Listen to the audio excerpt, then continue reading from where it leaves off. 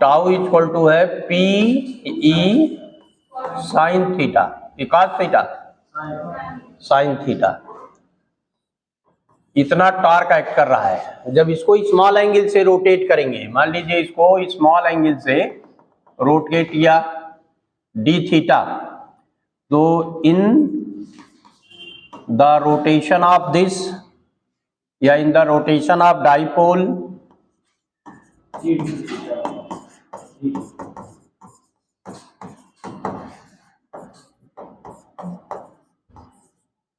Through small angle, कितना D theta, small work is done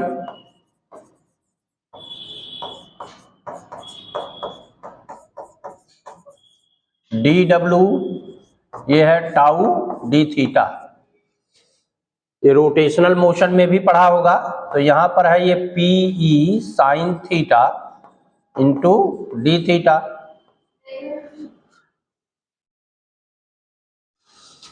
अब अगर तो हम इसको रोटेट करें through certain angle, total work done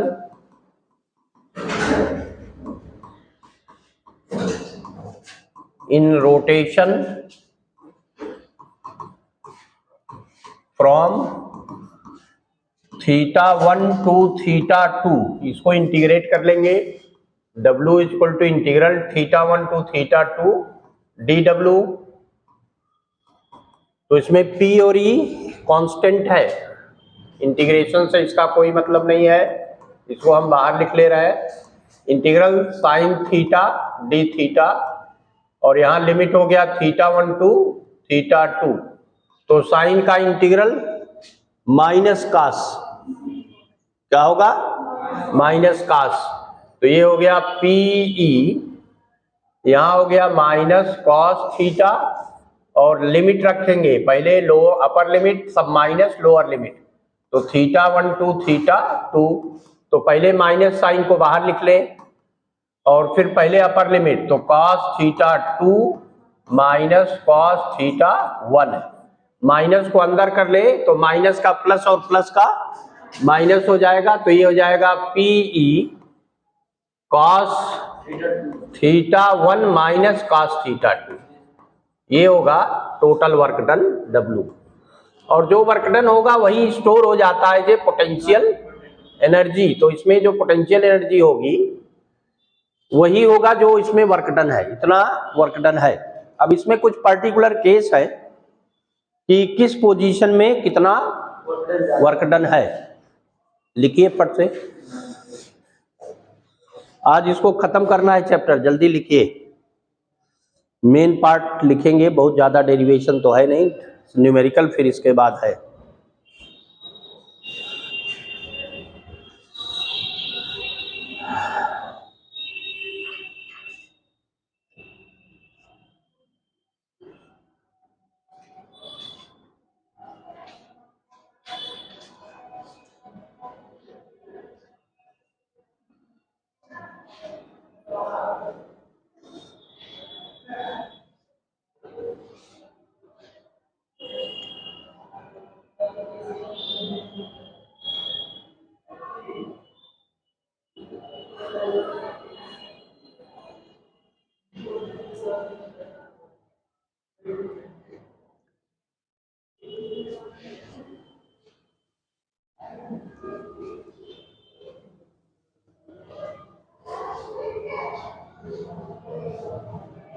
जब डाइपोल E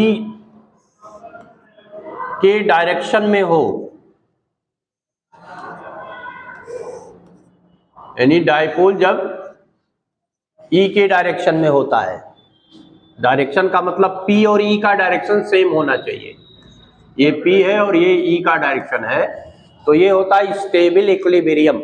इसी को कहा जाता है स्टेबल इक्विलिब्रियम। ये इस कंडीशन में जब है तब स्टेबल इक्विलिब्रियम में है।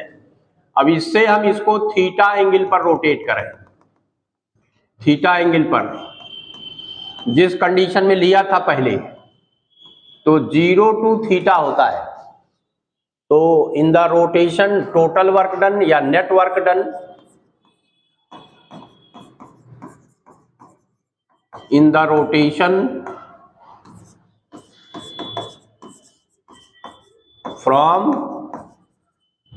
0 degree to theta degree, यानी फ्रॉम स्टेबल इक्विलिब्रियम, ये है फ्रॉम स्टेबल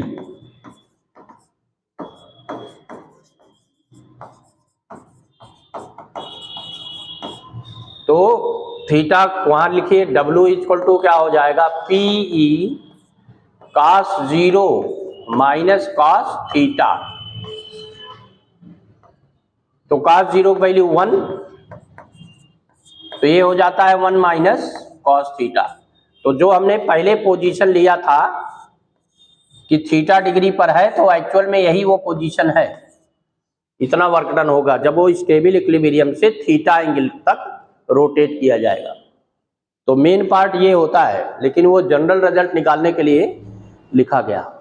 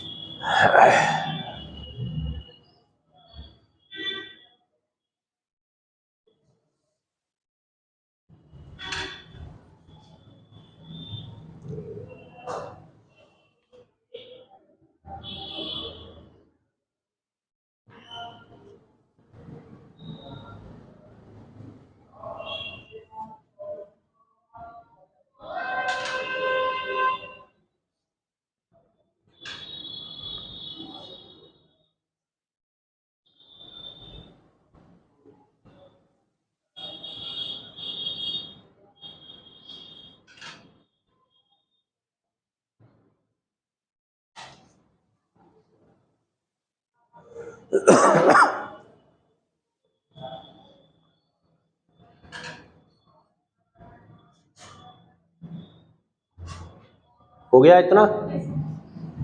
अब देखिए इसमें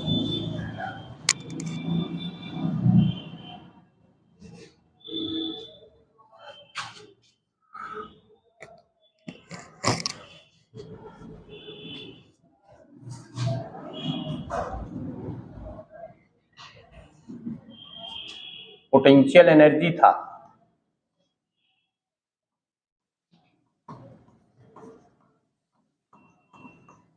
of dipole in uniform electric field.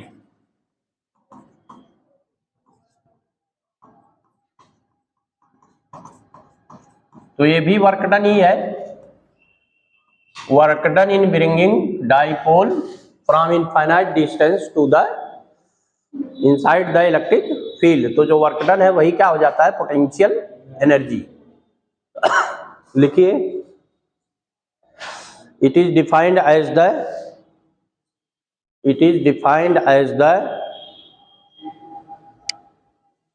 amount of work done in bringing dipole from infinite distance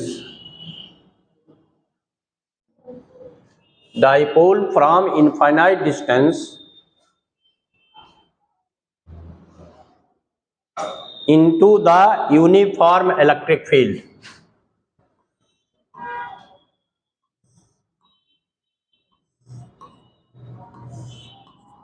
अब देखिए ये है यूनिफॉर्म इलेक्ट्रिक फील्ड। डाइपोल को अगर हम इसके बाहर से ले आए तो वही इनफाइनाइट डिस्टेंस हमारे लिए, जहां पर फील्ड नहीं है वो हमारे लिए क्या है, इंफिनिटी हो गया। तो जब इसके बाहर से हम डाइपोल को ले आएंगे तो डाइपोल में चार्ज है प्लस क्यू और माइनस क्यू, इनके बीच का डिस्टेंस कितना है, 2l, बीच का डिस्टेंस हो गया 2l। तो जैसे ही फील्ड में चार्ज इंटर करेगा, कौन सा चार्ज, माइनस, क्योंकि हम ये डायरेक्शन लेते हैं, P और E एक ही डायरेक्शन में होना चाहिए, उसी डायरेक्शन में इसको डिस्प्लेस कर रहा है। तो जैसे ही माइनस चार्ज इंटर किया उस पर फोर्स लगने लगता है, किस डायरेक्शन में, फील्ड के अपोजिट, तो वो डिस्प्लेस होगा। अब जितना फोर्स और डिस्प्लेसमेंट का प्रोडक्ट है वही वर्क डन है इन डिस्प्लेसिंग द नेगेटिव चार्ज। और फिर जब ये 2l डिस्टेंस चल चुका होगा तो पॉजिटिव चार्ज इंटर करेगा, तो पॉजिटिव चार्ज में अपोजिट डायरेक्शन में फोर्स फील्ड के डायरेक्शन में लगता है, और डिस्प्लेसमेंट हम उसके अपोजिट कर रहे हैं, तो वर्क डन क्या हो जाएगा, नेगेटिव। तो इसको लाने में वर्क डन पॉजिटिव होगा, इसको लाने में वर्क डन नेगेटिव होगा, और उसमें जो डिस्प्लेसमेंट करेंगे तो एक वर्क डन लार्ज होगा। क्यों? क्योंकि उसमें 2l डिस्टेंस लार्ज डिस्प्लेसमेंट है कि नहीं, तो वो वर्क डन क्या है, पॉजिटिव है, और जो पॉजिटिव चार्ज को डिस्प्लेस कर रहा है वो वर्क डन क्या है, नेगेटिव है। तो जो टोटल वर्क डन होता है क्या रहेगा, टोटल वर्क डन W कितना हो गया, फोर्स आपका है QE, और डिस्प्लेसमेंट कितना कर रहा है 2l, एक्स्ट्रा डिस्प्लेसमेंट कितना है एक चार्ज का, 2l ही है। अगर मान लो ऐसे हम चार्ज को डिस्प्लेस करते तो नेट वर्क डन 0 होता, एक में पॉजिटिव होता दूसरे पर नेगेटिव होता। हम ऐसे कर रहे हैं तो अगर माइनस चार्ज इधर है तो इसका मतलब जो work done on the system है वो लार्ज है, work done by the system small है। तो ये आया 2Q, L अलग कर लो और E अलग कर लीजिए, तो कितना हो गया, ये P इंटू E आ गया, यही है वर्क डन। जब ये इस पोजीशन में लाया गया, यानी in the position of stable equilibrium, उस कंडीशन में वर्क डन है PE, कितना है PE, और यही हो जाएगा potential energy. Then potential energy of dipole in stable equilibrium position, potential energy of dipole in stable equilibrium position कितना हो गया U, और इसको लिख सकते हैं U0, क्योंकि ये E से 0 एंगल पर है, P और E के बीच एंगल क्या है 0, तो U0 लिख सकते हैं, तो ये है PE, ये हो गया P इंटू E। अब अगर इसको थीटा एंगल से रोटेट कर दें तब कितनी एनर्जी हो जाएगी, टोटल एनर्जी ये होगा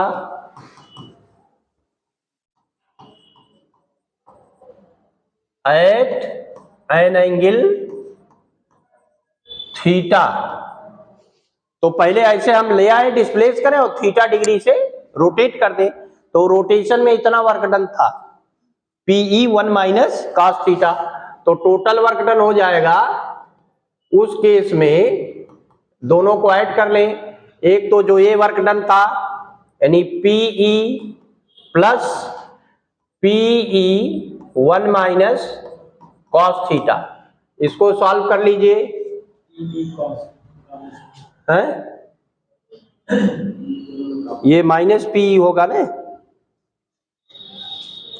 ये क्या था माइनस में था ना, नेगेटिव वर्क डन लार्ज है,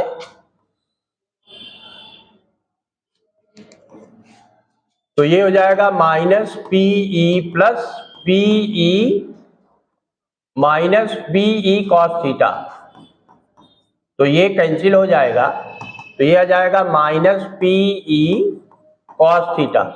तो ये है जब वो थीटा एंगल पर है, तो इसको लिख सकते हैं U at theta angle P minus P dot E, P dot dot product A dot B mod A mod B cos theta. तो ये आ जाएगा जब वो थीटा एंगल पर है तब उसमें एनर्जी है माइनस PE cos थीटा, और जब वो 0 एंगल पर था तब क्या था, माइनस PE था, और जब वो अनस्टेबल इक्विलिब्रियम में होगा तो वो कंडीशन क्या रहेगी, उल्टा हो जाएगा। तो अगर ऐसे है डाइपोल जिसमें प्लस इस तरफ है और माइनस इस तरफ है, तो P का डायरेक्शन क्या है माइनस टू प्लस, तो E डायरेक्शन के अपोजिट है, तो इसको कहते हैं अनस्टेबल इक्विलिब्रियम। ये पोजीशन क्या है अनस्टेबल इक्विलिब्रियम का है। तो ये हो गया अनस्टेबल इक्विलिब्रियम। तो इस कंडीशन में थीटा की वैल्यू क्या हो जाएगी 180 डिग्री, 0 टू कितना रोटेट कर दो 180 डिग्री, तो cos 180 की वैल्यू -1, तो माइनस और माइनस, यहां माइनस है, इसकी भी वैल्यू माइनस, तो क्या हो जाएगा प्लस, तो u एट 180 डिग्री, तो ये हो जाएगा प्लस PE। कितना हो जाएगा, ये प्लस PE होगा। तो ये अलग अलग पोजीशन में उसकी पोटेंशियल एनर्जी है।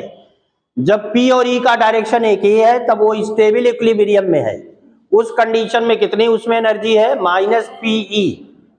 ये दोनों स्केलर में है, मैग्नीट्यूड केवल है।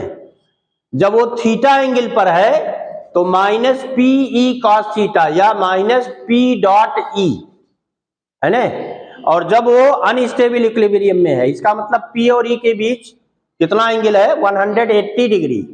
P का डायरेक्शन देखिए E के अपोजिट है कि नहीं, प्लस यहां पर है और माइनस यहां पर है। E का डायरेक्शन लेफ्ट टू राइट है और P का डायरेक्शन राइट टू लेफ्ट है, तो एंगल दोनों में क्या है 180। तो वो है अनस्टेबल इक्विलिब्रियम। उस कंडीशन में उसमें कितनी एनर्जी है +PE। कितना है +PE। तो ये सब कभी कभी पूछे जाते हैं कि किस पोजीशन में कितना उसमें एनर्जी स्टोर है। लिखिए सभी, यही आखिरी टॉपिक था, इसके बाद कैपेसिटर का टॉपिक बताना है।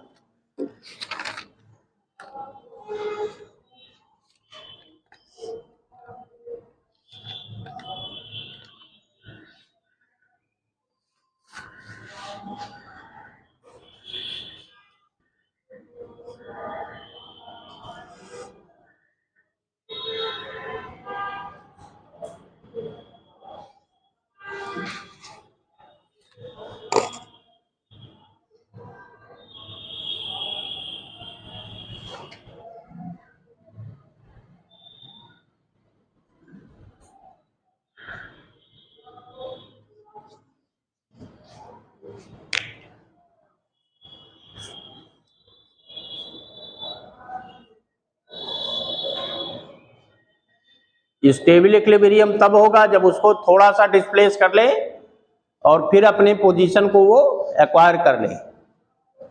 अनस्टेबल तब होगा जब जरा सा डिस्प्लेसमेंट करने पर न्यू पोजीशन एक्वायर कर ले, तब वो अनस्टेबल होता है। और न्यूट्रल तब होगा जब डिस्प्लेस करने पर वो उसी पोजीशन में बना रहे, है ना। तो जब ये डाइपोल ऐसे है तो इस पर फोर्स इधर लग रहा है, इस पर फोर्स इधर लग रहा है, तो E के डायरेक्शन में P है, इसको थोड़ा सा डिस्प्लेस करेंगे फिर अपने पोजीशन को गेन कर लेगा। तो यही है स्टेबल इक्विलिब्रियम। उस कंडीशन में एनर्जी यही है जो ये लिखा है, वर्क डन ही एनर्जी है -P × E। और जब ये थीटा एंगल पर है, यानी P और E के बीच थीटा एंगल है, तो -PE cos थीटा है उस, या इसको डॉट प्रोडक्ट में लिखेंगे तो -P.E।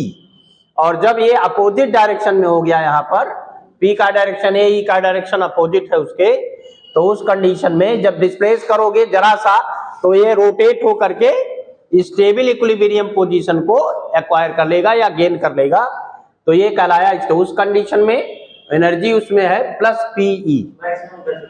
हाँ, मैक्सिमम एनर्जी स्टोर है उस कंडीशन में। हो गया पूरा। चलिए अब नया उसमें टॉपिक है कैपेसिटेंस का।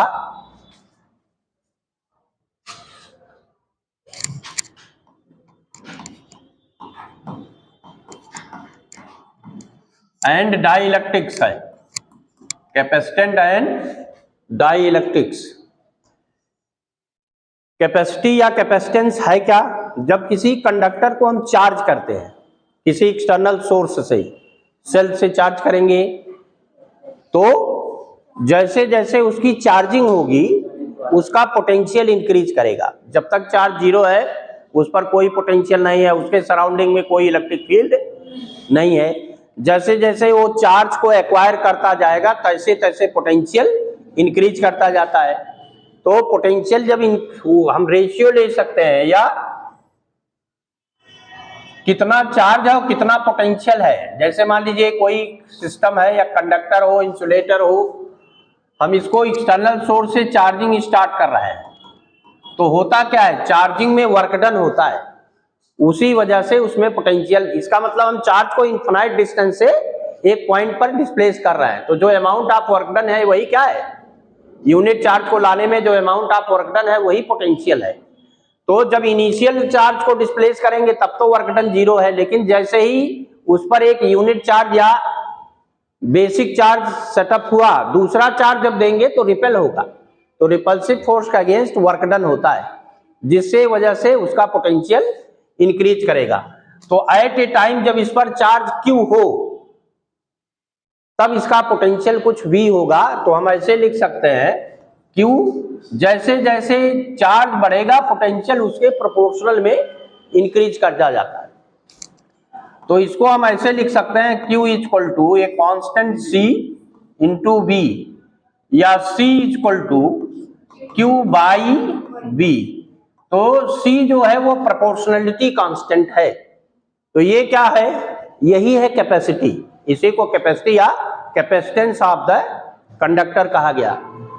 ये किन फैक्टर्स पर डिपेंड करेगा, डिपेंड करता है शेप और साइज ऑफ कंडक्टर, उसका शेप क्या है, उसकी साइज क्या है, इन्वायरमेंट कैसा है, किस मीडियम में वो है, वैक्यूम में है या इसके आसपास कोई चार्ज है कि नहीं। इसका जो वैल्यू है C equal to Q by V, तो इसका रेशियो कांस्टेंट रहता है, इसका मतलब ये Q और V पर डिपेंड नहीं कर रहा है, शेप और साइज, मीडियम, यानी जहां पर कंडक्टर है उसके सराउंडिंग में मीडियम क्या है, इन सब फैक्टर्स पर वो डिपेंड करेगा। इसी को कहा गया कैपेसिटी, इसको कहा गया कैपेसिटी, यानी ये होता है ability to acquire the charge, ability to acquire the charge, उसी का नाम है कैपेसिटी, यानी कितना वो चार्ज को एक्वायर कर सकता है। हमारे पास एक ह्यूज कैपेसिटी का डिवाइस है, जैसे अर्थ लेते हैं, अर्थ में उसकी कैपेसिटी क्या है, इन्फिनिटी, उसकी कैपेसिटी क्या है, इन्फिनिटी है, उसको हम बेस मान करके हर एक का पोटेंशियल उसके टर्म में लिखते हैं कि नहीं। अर्थ का पोटेंशियल क्या लिया जाता है, 0, अर्थ का पोटेंशियल 0 लेते हैं, तो पोटेंशियल जब 0 है तब C इन्फिनिटी होगा, क्या होगा, C इन्फिनिटी होगा, चाहे जितना हम चार्ज अर्थ को सप्लाई करें उस पर कोई फर्क नहीं होता है। तो इसीलिए उसकी कैपेसिटी क्या लेते हैं, उसकी कैपेसिटी इन्फिनिटी, इनफाइनाइट लेते हैं, पोटेंशियल क्या लेंगे, 0, जिस सिस्टम को हम अर्थ से अटैच करेंगे वो 0 पोटेंशियल पर माना जाता है, किस पर, 0 पर। तो थोड़ा सा लिखिए,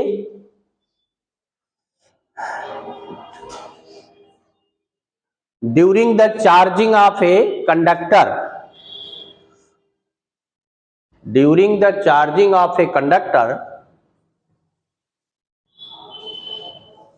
work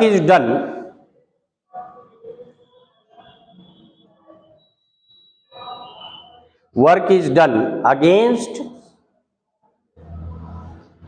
repulsive force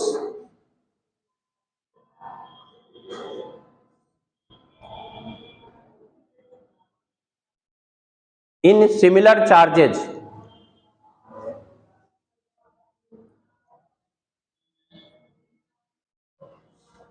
then potential of conductor increases, potential of conductor increases in the ratio of charge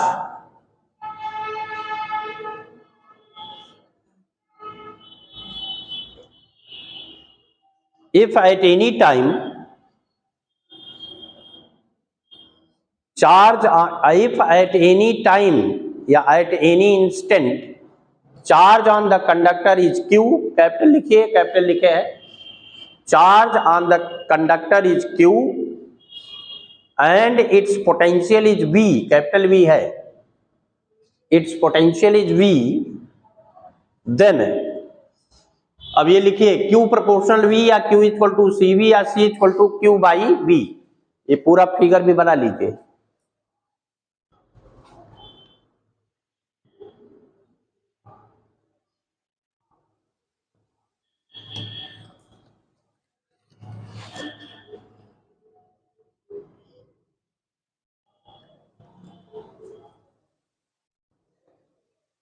Where C is a proportionality constant, where C is a proportionality constant,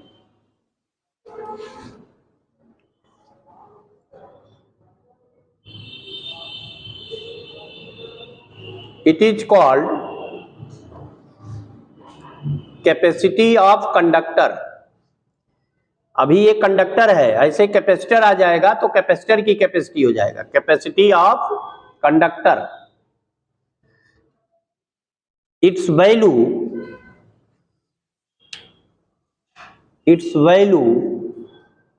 is depending on number 1 size and shape of conductor, size and shape of conductor,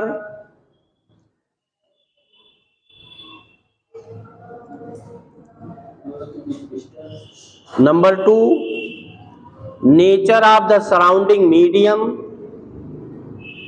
nature of the surrounding medium,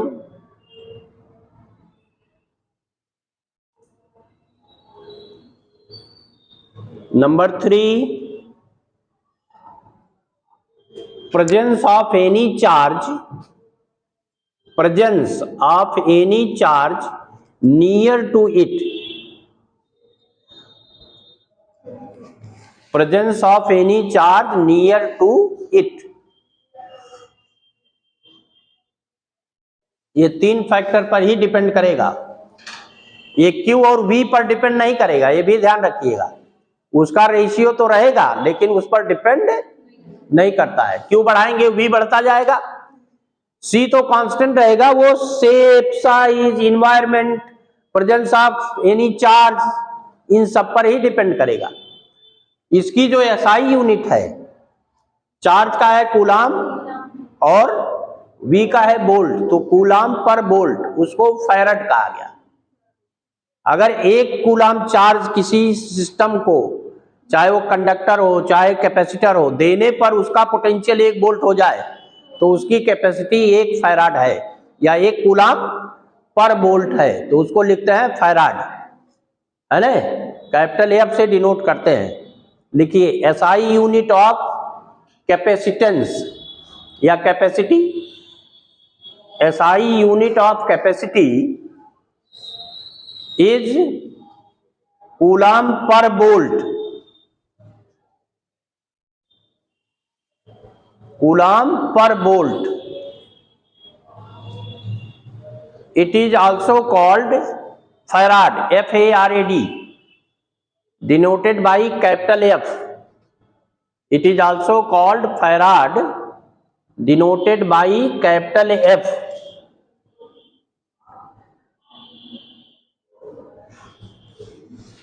Its dimensional formula यानी C का ये होता है M inverse L minus 2 T to the power 4 A to the power 2, ये है।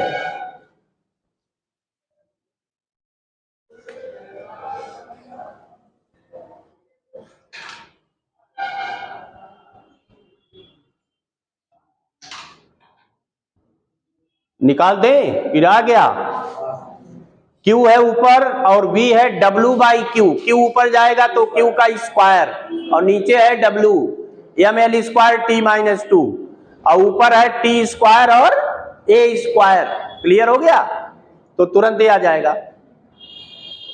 CGS unit में stat coulomb, stat farad या इसकी अदर जो यूनिट्स हैं उससे छोटा मिली फैराड, माइक्रो फैराड, ये सब लिखा जाता है ना, जैसी कैपेसिटी होगी।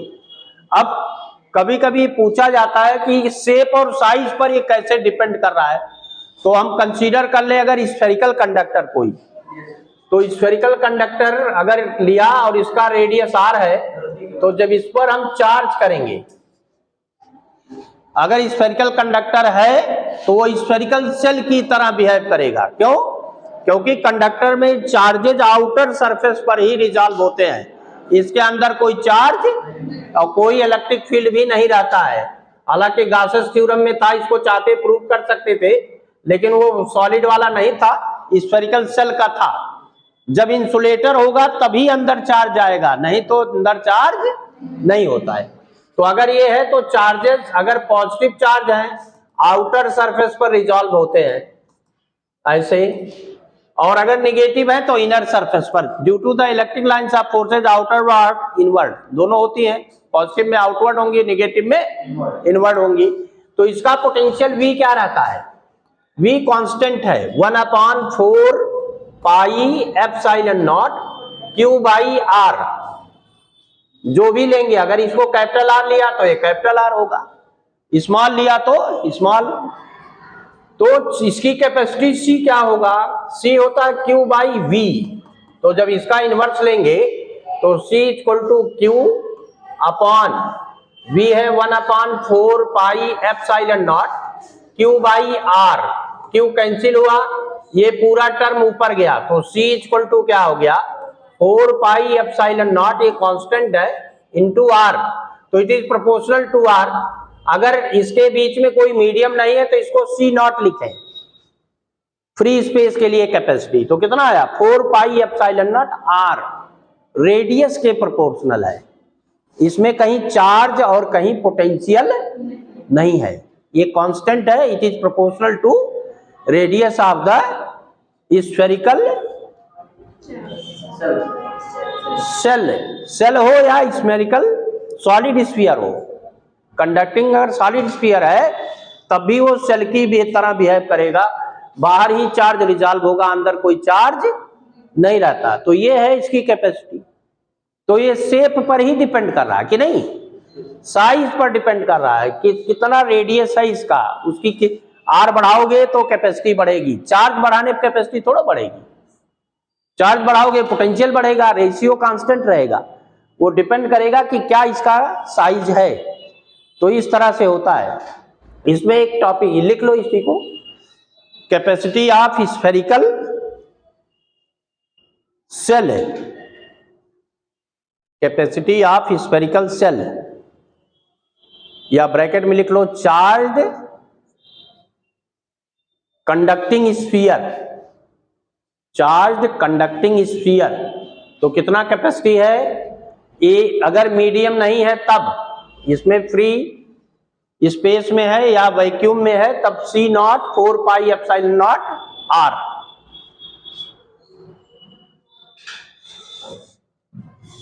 कभी कभी ये पूछा है कि दो अगर इस तरह के स्फेरिकल चार्ज स्फीयर हैं, उनको हम कनेक्ट कर दें तो क्या डिस्ट्रीब्यूशन होगा चार्ज का, या किस फॉर्म में है, कई बार पूछा गया।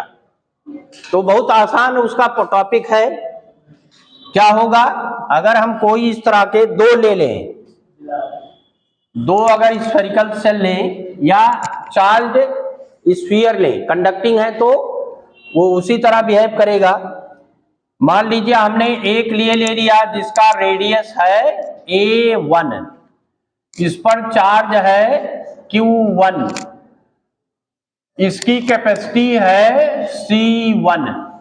दूसरा ऐसे ले लिया, इसका रेडियस है A2, इस पर चार्ज है Q2 और इसकी कैपेसिटी है C2। तो कितना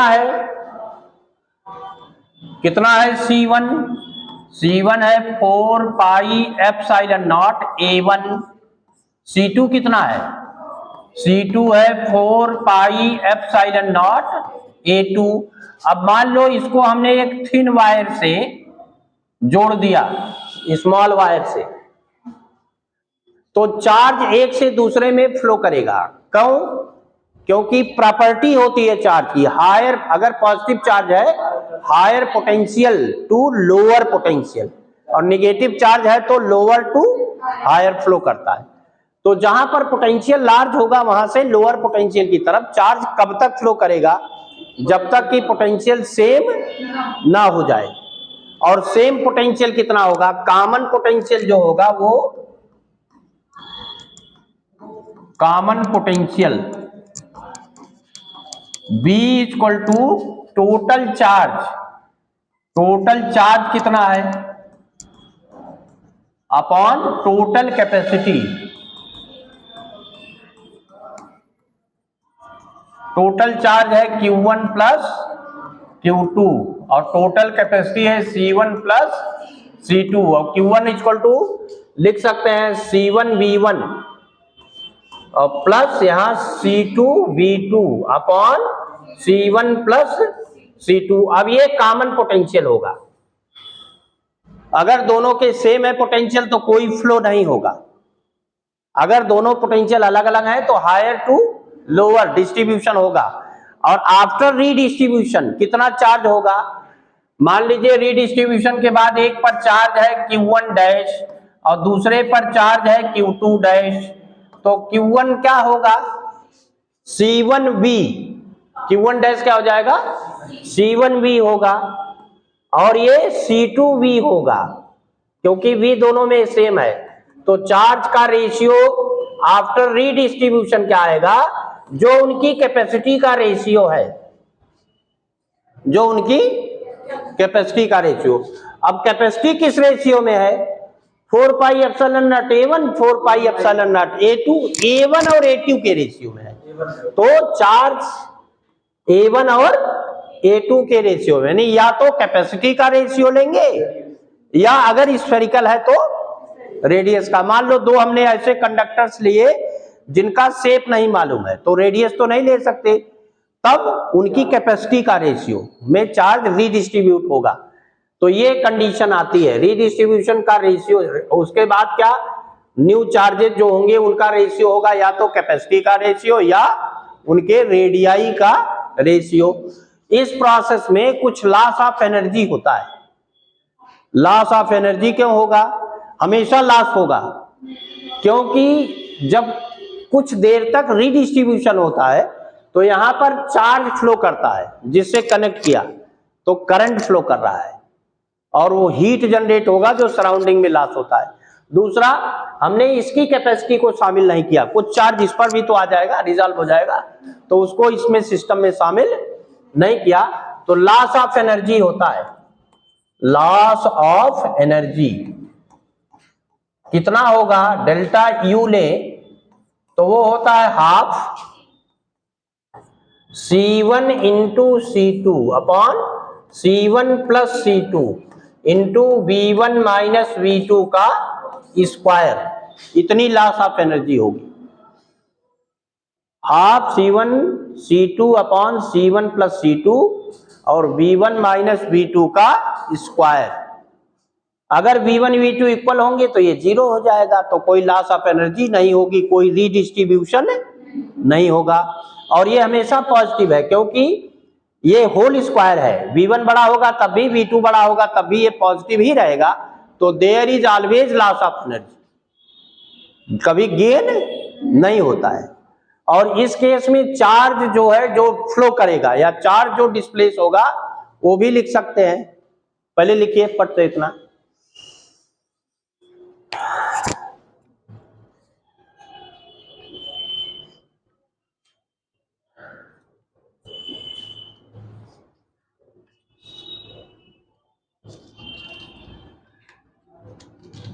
हालांकि ये सब उसमें मेंशन नहीं है सिलेबस में, लेकिन इस पर न्यूमेरिकल पूछे हैं, एग्जाम में आए है ना।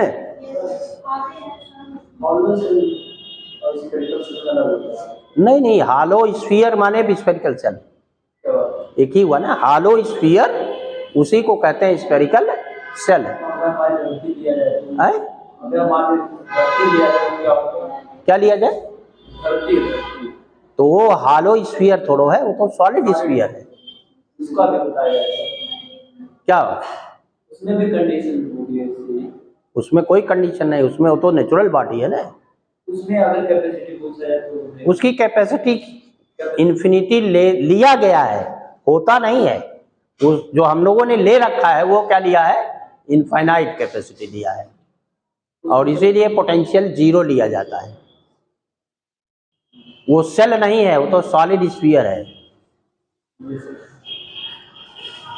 अब कितना चार्ज फ्लो होगा, नेट चार्ज फ्लो, ये भी लिख सकते हैं, नेट चार्ज फ्लो, एक से दूसरे में कितना चार्ज फ्लो होगा, तो होता है C1 C2 upon C1 plus C2 और V1 minus V2, higher to lower, higher to lower होगा अगर V1 हायर है तब, नहीं तो V2 माइनस V1, अगर V2 हायर है तो V2 माइनस V1। तो यहाँ है C1 C2 अपॉन, देख लीजिए थोड़ा सा अंतर है दोनों में, यहाँ स्क्वायर है, यहाँ 1/2 है, इसमें स्क्वायर नहीं है, 1/2 नहीं है।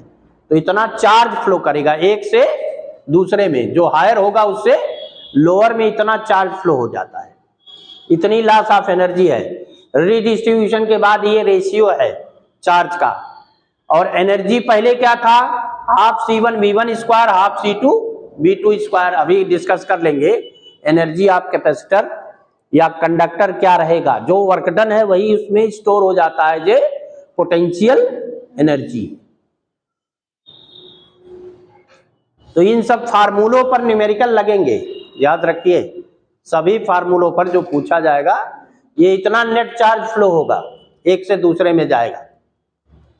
अगर फाइनल चार्ज फिर पूछा गया Q1 डैश, तो इसी से निकाल सकते हैं, Q1 मान लो है और इतना फ्लो कर गया तो Q1 माइनस दिस, या Q डैश जो भी है, और एक में प्लस होगा एक में माइनस होगा, ऐसे सवाल पूछे गए हैं।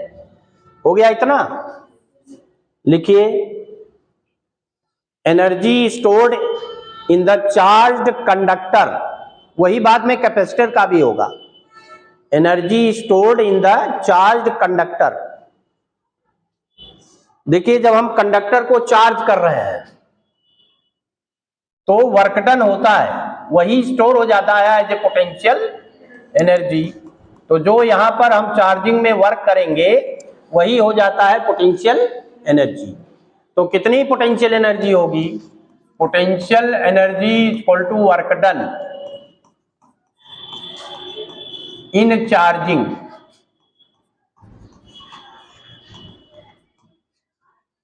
तो कितना वर्क डन होता है, Q इंटू V, कितना चार्ज है और कितना पोटेंशियल है। तो Q तो है, मान लो हमने इसको Q चार्ज दे रखा है, लेकिन पोटेंशियल पहले 0 था, बाद में पोटेंशियल V होगा, तो एवरेज पोटेंशियल ले सकते हैं।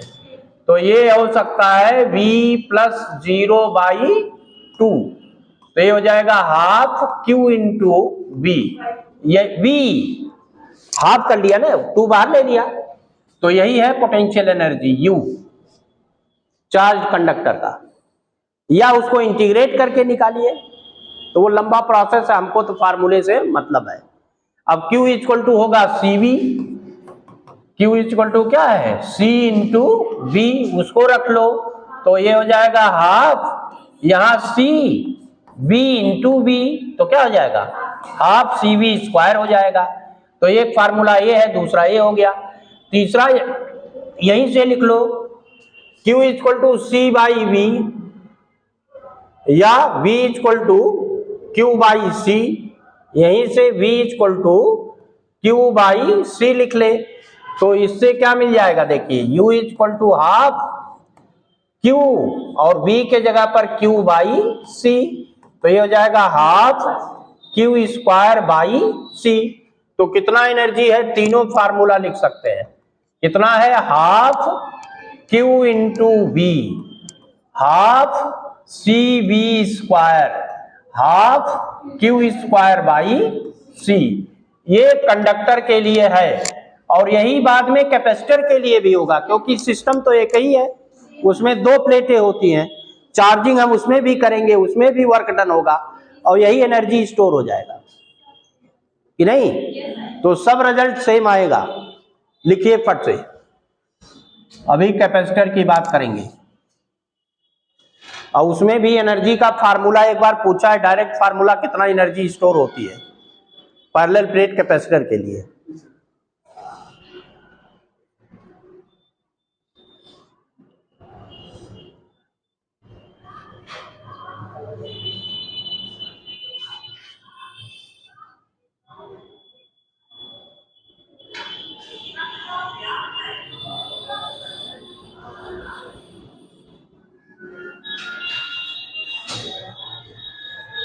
कैपेसिटर क्या है? अब एक ऐसी डिवाइस है जो sufficient amount of electrical energy को स्टोर कर सके। जैसे सेल होता है, तो सेल में तो केमिकल एनर्जी होती है, वो इलेक्ट्रिकल में कन्वर्ट होता है बाई रेडॉक्स रिएक्शन। इसमें ऐसा कोई कंपाउंड नहीं होता है, इसमें दो प्लेटें होती हैं, और वो जब हम उसको किसी सेल से कनेक्ट करेंगे तो वो एनर्जी को स्टोर कर लेता है, यानी चार्ज उसमें डेवलप हो जाते हैं अलग अलग प्लेटों पर, जिसकी वजह से उसमें इलेक्ट्रिकल एनर्जी स्टोर होती है।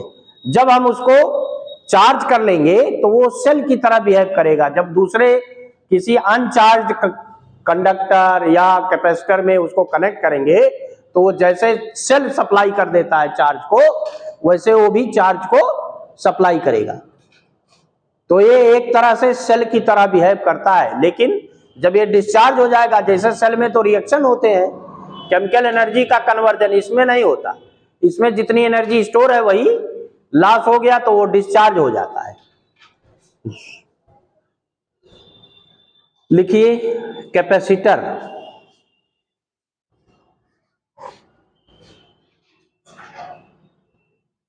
लिखिए it is a device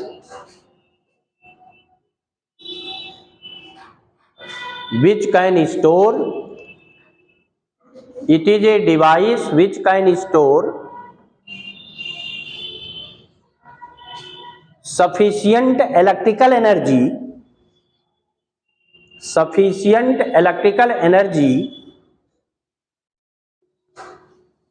in it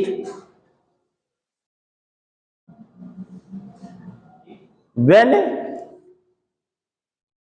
completely charged, in it when completely charged। और कितनी एनर्जी है? वही था हाफ सी वी स्क्वायर या हाफ क्यू स्क्वायर बाई सी या हाफ क्यू इंटू वी।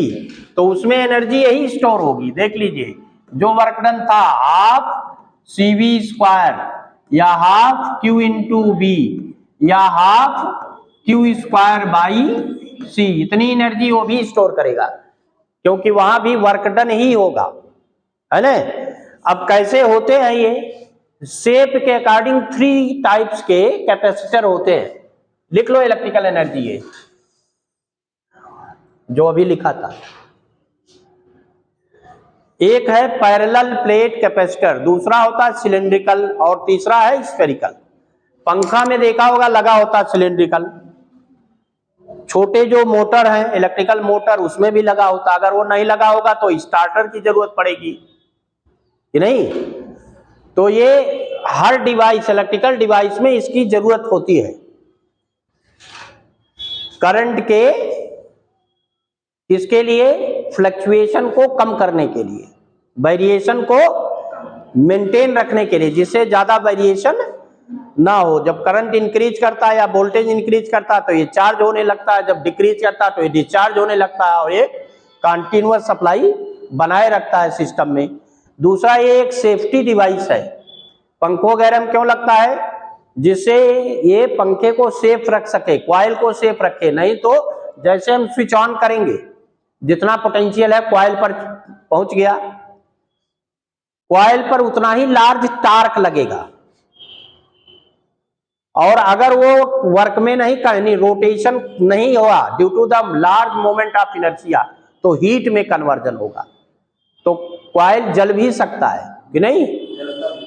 तो इसीलिए उसमें एक कैपेसिटर हम यूज करते हैं कि जब हम स्विच ऑन करेंगे तो पहले कैपेसिटर की चार्जिंग होने लगती है, और स्मॉल वोल्टेज अप्लाई होता है कॉइल में, स्मॉल करंट फ्लो करेगा तो स्मॉल टार्क अप्लाई होता है, धीरे धीरे उसका रोटेशन स्टार्ट हो जाता है, और उसका कुछ ड्यूरेशन होता है चार्जिंग का, 52 सेकंड 55 सेकंड। तो उतने देर में जब वो फुल चार्ज हो जाएगा तो पूरा करंट उसमें फ्लो करने लगेगा कॉइल में। तब तक वो रोटेट कर चुका होगा कुछ राउंड, तो मोमेंट ऑफ इनर्शिया चूंकि लार्ज था तो इसलिए कॉइल को वो सेफ रखता, जलने नहीं देता है, नहीं तो वो बर्न हो सकता है जब वो भाई हीट में कन्वर्ट होगा। वर्क में नहीं कन्वर्ट होगा, किस में कन्वर्ट हो जाएगा? हीट में। तो और जब कभी हम स्विच को ऑफ करेंगे तो तुरंत रुकेगा नहीं, क्योंकि वो तब तक डिस्चार्ज होगा कुछ देर तक, तो कंटिन्यूअस सप्लाई को बनाए रखता है। तो एक तरह से वो कॉइल को भी सेफ रखता है, इन्वायरमेंट में भी बहुत सारे डिफेक्ट जो पैदा होते हैं उससे भी उसको सेफ्टी रखता है। तो इस तरह का डिवाइस है। लिखिए parallel plate capacitor, parallel plate capacitor.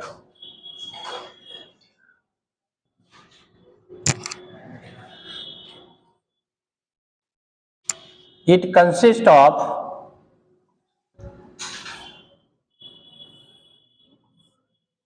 two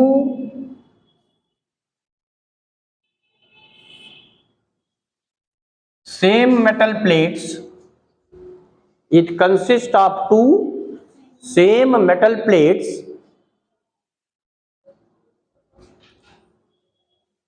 placed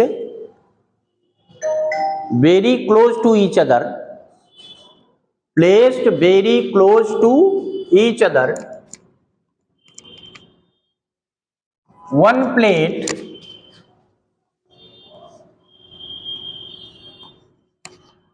is connected with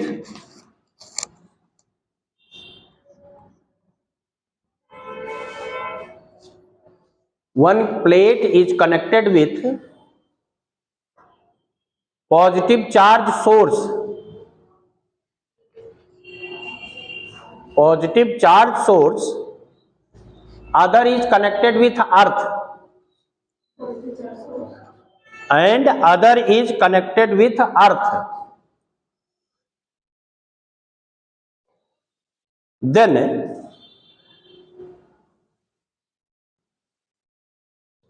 due to the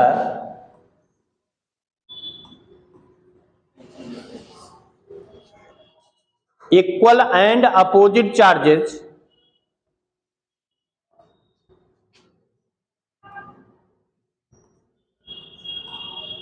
between the plates,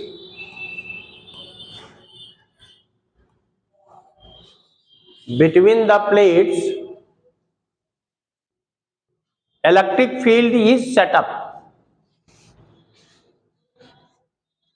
equal और अपोजिट चार्जेस प्लेट्स पर हैं, यहां पर कंडक्शन होता है। यहां देखिए, ध्यान रखिए, ये कंडक्ट करके यहां पर चार्ज एक्वायर हो जाएगा पहले वाले प्लेट पर। अब ये मेटल प्लेट है, सेम मेटल प्लेट होते हैं दोनों, एक ही शेप, एक ही साइज, यानी एक ही थिकनेस। एक पर हमने सोर्स दिया तो पॉजिटिव चार्ज जैसे ही वो एक्वायर करेगा, ये दोनों पास पास है, इसमें इंडक्शन हो जाता है, इसमें फ्री इलेक्ट्रॉन्स होते हैं, तो इलेक्ट्रॉन अट्रैक्ट होंगे। इनर सरफेस पर नेगेटिव चार्ज और आउटर पर पॉजिटिव चार्ज डेवलप होगा। जब ये अर्थ से कनेक्टेड होगा तो अर्थ एक ह्यूज कैपेसिटर है जिसका पोटेंशियल क्या है, 0। इसमें फ्री इलेक्ट्रॉन्स हैं, कितने, इनफाइनाइट अमाउंट। तो इलेक्ट्रॉन जाते हैं यहां, जो पॉजिटिव चार्ज है उसको न्यूट्रलाइज कर देते हैं। तो लोग यही बताते हैं पॉजिटिव चार्ज अर्थ में चला जाएगा, ऐसा नहीं होता है। नेगेटिव चार्ज अर्थ से आकर के उसको न्यूट्रलाइज कर देते हैं। तो एक पर प्लस चार्ज होता है तो दूसरे पर जितना यहाँ सरफेस चार्ज डेंसिटी होगा वही सरफेस चार्ज डेंसिटी यहाँ पर भी होगा, बट इस पर नेगेटिव होगा और इस पर पॉजिटिव। तो इसके बीच में एक यूनिफॉर्म इलेक्ट्रिक फील्ड सेटअप हो जाता है बीच में, वेल इनसाइड द प्लेट। कितना, इसकी वजह से E equal to sigma upon 2 epsilon naught बताया था गाउस थ्योरम में। अगर प्लेट है तो उसके नियर कितना होता है, सिग्मा अपॉन 2 एप्सिलॉन नॉट। और दूसरे वाले माइनस है तो वो भी टुवर्ड्स द प्लेट होता है, फील्ड क्या होगा, माइनस की तरफ टुवर्ड्स द प्लेट और पॉजिटिव से अवे फ्रॉम द प्लेट। तो दोनों एक ही डायरेक्शन में है, तो ये भी सिग्मा अपॉन 2 एप्सिलॉन नॉट, ये प्लस की वजह से और ये माइनस, तो ये हो जाएगा 2 sigma upon 2 epsilon naught. 2 cancel हो गया, सिग्मा अपॉन एप्सिलॉन नॉट आ गया फील्ड इंटेंसिटी, और डायरेक्शन हो गया positive plate to negative plate. और सिग्मा क्या है, charge per unit area, Q by area of the plate. अगर एरिया ऑफ प्लेट क्या है, ए, तो ये सिग्मा क्यू बाई ये है, तो ई कितना सेटअप हुआ, Q upon A epsilon naught. इतना इलेक्ट्रिक फील्ड सेटअप हुआ। हमारे पास एक रिलेशन था ई और पोटेंशियल ग्रेडियंट का, E equal to minus dV by dr, ये था। तो यहां तो पोटेंशियल है पॉजिटिव, यहां पोटेंशियल है नेगेटिव। इनके बीच में अगर डिस्टेंस स्मॉल d हम मान लें प्लेटों के बीच, और पोटेंशियल कैपिटल V हो, तो इसी को हम ऐसे लिख सकते हैं E equal to V by d. Potential difference तब V हो जाएगा और distance between the plates V D, और ये माइनस साइन क्यों था, एक इंक्रीज करता है तो दूसरा डिक्रीज करता है, इसलिए था। तो इससे हम लिख सकते हैं V equal to E into d, ये पोटेंशियल हो गया। कैपेसिटी क्या होगा, C equal to Q upon V, कितना चार्ज सप्लाई किया, तो प्लस Q चार्ज सप्लाई किया। इस पर तो इंडक्शन से हुआ, कंडक्शन तो प्लस Q ही हुआ है, तो ये हो जाएगा Q अपॉन, ये है E into d, V equal to क्या है E इंटू डी, वैल्यू रख लो, C इक्वल टू Q, और E की वैल्यू ये है, E है Q upon A epsilon naught, Q upon A epsilon naught into d. Q cancel हुआ, A एप्सिलॉन नॉट ऊपर गया, तो C इक्वल टू हो गया A epsilon naught by d. अब अभी कोई मीडियम नहीं लिया तो कैपेसिटी को C0 लिखे, तो यही है capacity of parallel plate capacitor. जब इसके बीच में कोई मीडियम होगा तब उसमें एक कांस्टेंट होता है जिसको कहते हैं डाइलेक्ट्रिक कांस्टेंट, या वो है relative permittivity, epsilon R, epsilon by epsilon naught, या उसी को K भी लिखते हैं। तो K टाइम्स बढ़ जाता है ड्यू टू द पोलराइजेशन, लिखिए इतना।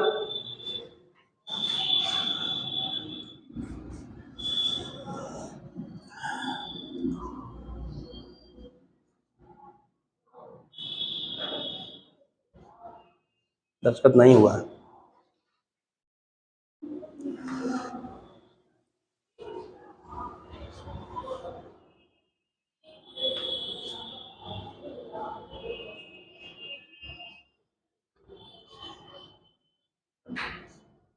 तो क्या रिजल्ट है, कैसे आया ये निकाल दिया, ठीक। अब अगर कोई मीडियम होता तब कैसे चेंज हो जाता इसकी कैपेसिटी, उसमें हो जाता मीडियम में पोलराइजेशन। फील्ड में अगर कोई मीडियम है तो उसमें क्या हो जाता है, पोलराइजेशन। दो तरह के मीडियम हो सकते हैं, पोलर और नॉन पोलर, कि नहीं। मेटल भी ले सकते हो, अलग अलग कंडीशन है, अलग अलग रिजल्ट है, उसके लिए अलग अलग K की वैल्यू होगी, जिसको हम डाइलेक्ट्रिक कांस्टेंट कह रहे हैं।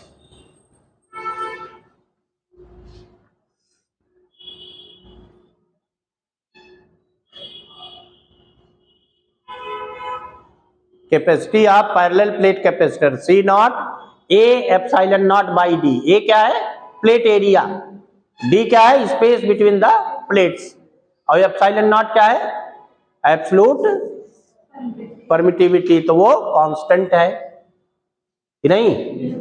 उसकी value 8.85 10 to the power minus 12। अब अगर कोई मीडियम है, लिख लिया, देखिए अगर कोई मीडियम है तब क्या कंडीशन होती है। मीडियम रखने पर प्लेटों के बीच जब हम कोई मीडियम लेते हैं, लिखिए effect of medium between the plates, effect of medium between the plate,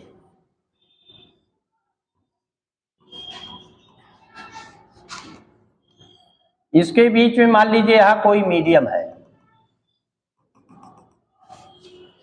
तो जब इसको हम चार्ज करेंगे तो पॉजिटिव चार्ज, थिन प्लेट है ये, सरफेस पर रिजॉल्व हुआ बाई इंडक्शन, यहां माइनस और बाहर वाले प्लस, अर्थ से इलेक्ट्रॉन गए पॉजिटिव को न्यूट्रलाइज किया, तो यहां प्लस Q चार्ज है, तो यहां माइनस Q चार्ज बचेगा। माइनस क्यों अर्थ में नहीं जाएगा, क्योंकि ये पॉजिटिव उसको अट्रैक्ट किए रहता है कि नहीं।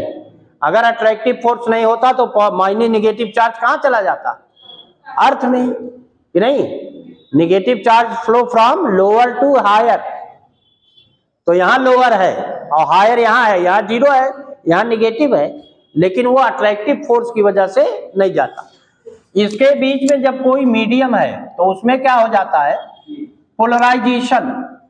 यहाँ क्या हो जाएगा, पोलराइजेशन, यानी हर एक मॉलिक्यूल डाइपोल में कन्वर्ट हो जाता है। पॉजिटिव चार्ज यहाँ है तो इधर निगेटिव रिजॉल्व हो जाएगा, यहाँ पॉजिटिव, फिर वही यहाँ पॉजिटिव, यहाँ माइनस, यहाँ प्लस, इसी तरह हर एक में डेवलप हो जाएगा माइनस और प्लस। तो इसका मतलब ये पूरे सिस्टम में होगा, पूरे मीडियम में हो जाता है पोलराइजेशन। इसकी वजह से इसमें एक इलेक्ट्रिक फील्ड अपोजिट डायरेक्शन में सेटअप हो जाता है कि नहीं। इंड्यूस्ड इलेक्ट्रिक फील्ड एक्सटर्नल के अपोजिट डायरेक्शन में होगा। क्यों? क्योंकि डाइपोल कैसे हैं, इधर माइनस इधर प्लस, तो इधर है पी का डायरेक्शन और इलेक्ट्रिक फील्ड हमेशा पी के अपोजिट डेवलप होता है। तो इसमें एक इंड्यूस्ड इलेक्ट्रिक फील्ड डेवलप होगा जिससे रिजल्टेंट इलेक्ट्रिक फील्ड घटेगा तो पोटेंशियल भी घट जाएगा, पोटेंशियल घटेगा तो कैपेसिटी बढ़ जाएगी। और कितना टाइम्स बढ़ेगा, जितना इसका रेशियो डाइलेक्ट्रिक कांस्टेंट के होगा। तो जब मीडियम लेंगे तो C equal to K times C0 होगा। K क्या है? K है dielectric constant due to the polarization. ये epsilon naught A by D पहले था, तो अब ये हो गया K epsilon naught A by D। अब ये C की वैल्यू होगी। तो थोड़ा सा इंट्रोडक्शन लिख लीजिए, बहुत ज्यादा इसको लिखने की जरूरत नहीं है। लिखिए, when A dielectric medium, when a dielectric medium placed between the plates of capacitor,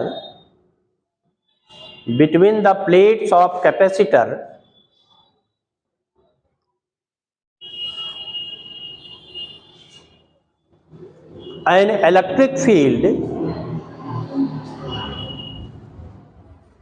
set up in the medium due to the polarization,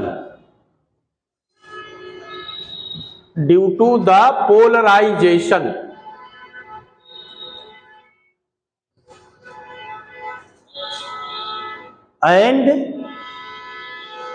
net electric field between the plates decreases, net electric field between the plates decreases,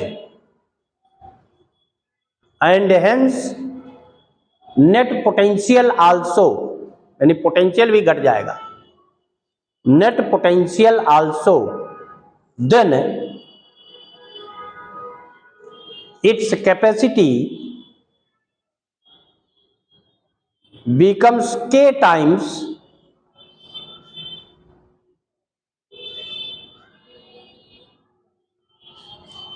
of capacity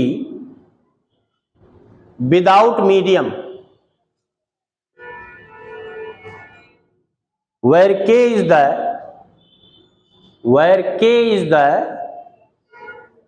relative permittivity, उसको epsilon R लिखते हैं,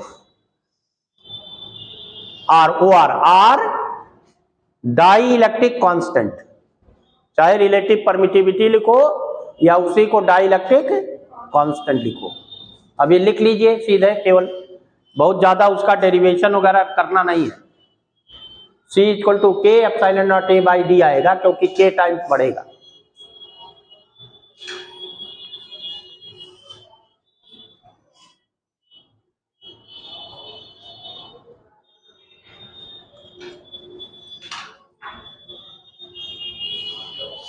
अगर कोई partially filled parallel plate capacitor है ऐसे, तब क्या capacity होगी?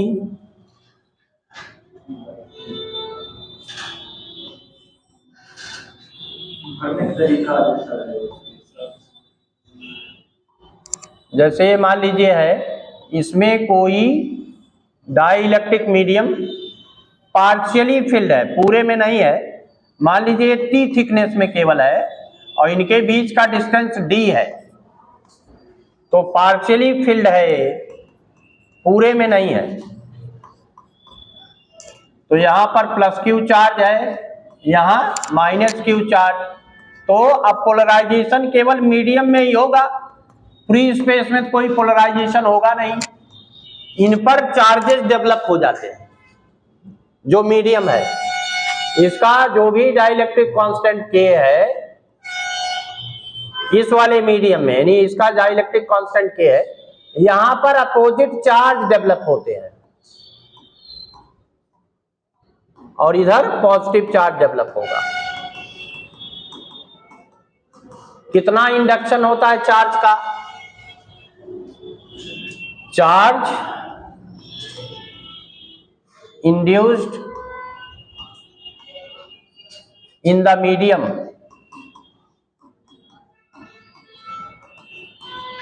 ये होगा माइनस क्यू, 1 माइनस 1 अपॉन के, and plus Q, 1 minus 1 upon के।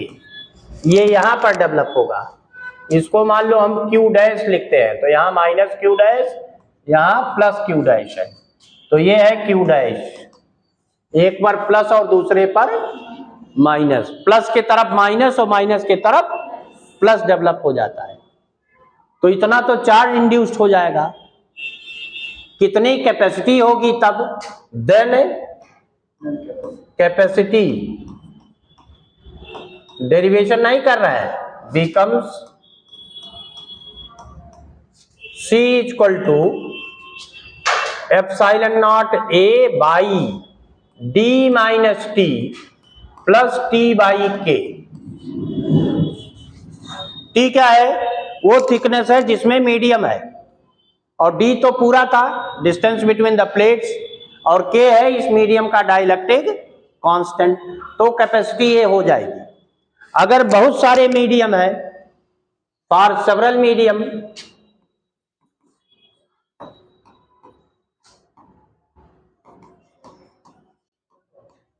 C ऐसे हो जाएगा epsilon naught A by D minus, मान लो कई है D, T1, T2, T3 and so on ऐसे, और प्लस T1 बाई K1 एक मीडियम का है, T2 बाई K2 दूसरे का है, T3 बाई K3 तीसरे का है, एंड सो ऑन। तो ये हो जाएगा जब कई मीडियम होंगे। T1 thickness, T2 thickness, T3 thickness, K1 dielectric constant, K2 डाई अलग अलग है, और वहां पर कई है, तो ऐसे होगा epsilon naught A upon D minus total thickness T1 plus T2 plus T3 and so on, plus T1 by K1 जैसे यहाँ है, फिर plus T2 by K2 plus T3 by K3, ये रिजल्ट आएगा, है ना। पूरा फिल हो जाएगा तो ये 0 हो जाएगा, क्योंकि तब T1 plus T2 plus T3 up to Tn D के इक्वल हो जाएगा, तो ये 0 हो जाएगा, तब दिस अपॉन दिस रहेगा केवल, है ना। तो ये एक जनरल फार्मूला है, लिखिए। सर एरिया में अगर क्रॉस में अभी बता रहा हूं, पहले इतना लिखो, सभी डिस्कस करना है। उसका एक न्यूमेरिकल आया बहुत बड़ा 21 में, फार्मूला है, हाँ उसको हम बता रहे हैं अभी।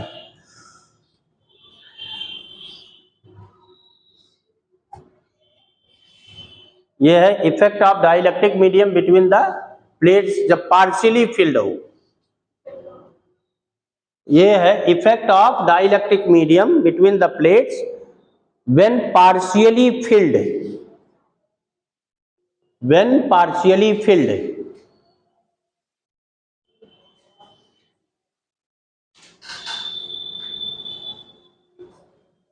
लिखा हो गया? ये फार्मूले लिख लिए कि नहीं? चलिए आगे देखिए, पहले कॉम्बिनेशन बता दें। दो तरह के कॉम्बिनेशन है कैपेसिटर में। कॉम्बिनेशन सेल का हो गया, सेल और रेजिस्टेंस हो गया। तो कॉम्बिनेशन में एक है सीरीज और दूसरा है पैरेलल। तो सीरीज में ऐसे है, एक ही वायर में कनेक्टेड होंगे बहुत सारे कि नहीं। मान लीजिए कैपेसिटी C1 है, यहाँ C2 है, यहाँ C3 है, ऐसे मान लो 3 हमने लिए। तो पैरेलल सीरीज के केस में जो रेजिस्टेंस में था उसका उल्टा होता है, जो वहां पैरेलल था यहाँ सीरीज के लिए है। तो ये 1/C equal to 1/C1 plus 1/C2 plus 1/C3 and so on. अगर 3 है तो 3, 2 है तो 2, अगर 2 है तो डायरेक्ट लगा लेते हैं फॉर 2 कैपेसिटर, तुरंत आ जाएगा क्योंकि वहां तो बहुत जल्दी रहती है। 1/C equal to 1/C1 plus 1/C2। तो एलसीएम हो गया C1 इंटू C2, यहाँ C2 प्लस C1 तो 1/C। तो C इक्वल टू क्या आ गया, C1 C2 upon C1 plus C2। तो तुरंत ऐसे निकाल लेंगे। ये है सीरीज कॉम्बिनेशन। ये क्या है, सीरीज कॉम्बिनेशन। ऐसे पैरेलल में क्या होगा,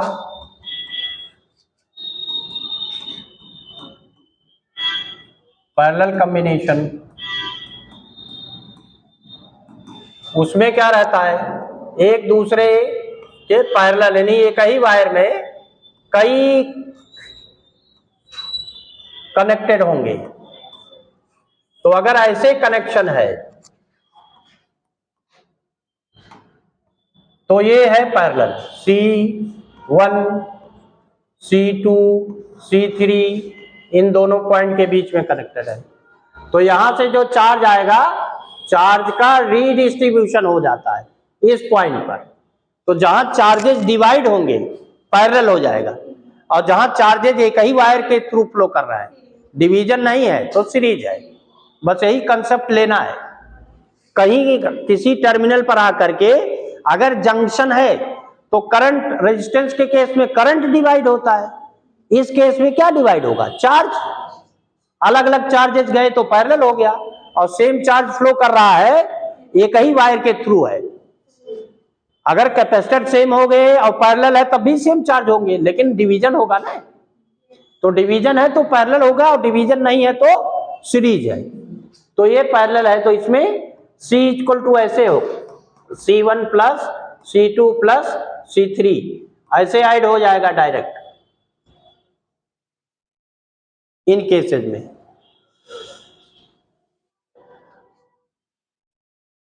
तो तीनों में है कॉम्बिनेशन ऑफ सेल, 4 है, कॉम्बिनेशन ऑफ सेल भी है, combination of capacitor, combination of register, combination of inductor, आगे इंडक्शन कॉइल भी है, उनके भी कॉम्बिनेशन होते हैं, सीरीज एंड पैरेलल।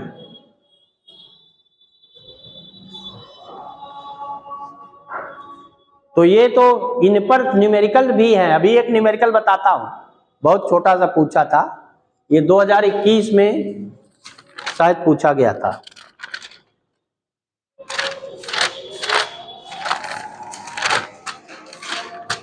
ये 2021 में था, इसको डिस्कस कर लेता हूं अभी तुरंत। हो गया, देखिए 2021 का सवाल ये था, नीट 2021 कैसा न्यूमेरिकल था, ऐसे। देखिए सर आ गए, अभी कुछ हुआ ही नहीं।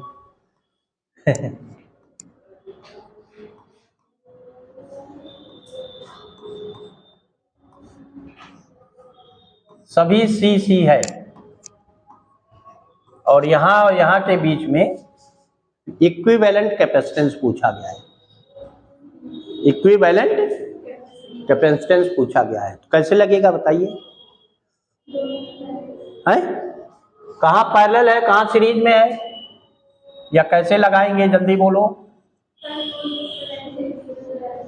है कहां पर, इनके बीच में। देखिए मान लो इसको हमने ए लिख दिया और इसको लिख दिया बी, तो ए और बी के बीच में कोई पोटेंशियल डिफरेंस नहीं है। सेम टर्मिनल, ऊपर सी लगा है नीचे भी सी लगा है, तो सेम चार्ज एक्वायर करेंगे, वो सेम पोटेंशियल डिफरेंस ऊपर और नीचे, तो इसमें कोई पोटेंशियल डिफरेंस नहीं है। तो ये लिखेंगे no potential difference between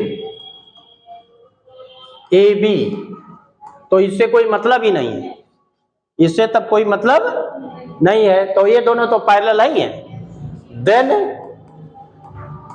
rest या रिमेनिंग नेटवर्क